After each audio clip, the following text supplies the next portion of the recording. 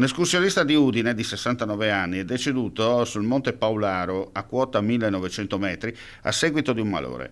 L'intervento del soccorso alpino della stazione di Forni a Voltri, della Guardia di Finanza e dell'elisoccorso avvenuto tra le 10 e le 14 non è riuscito a salvarlo.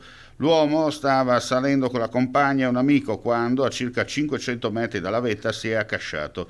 Nonostante il massaggio cardiaco e le manovre di rianimazione effettuate dal tecnico di elisoccorso e dal medico, veri cellati a terra, non è stato possibile rianimarlo. L'elisoccorso ha poi imbarcato la salma, una volta ottenuto nulla osta dal magistrato. Nel pomeriggio altri due interventi hanno impegnato i soccorsi nell'Alto Friuli.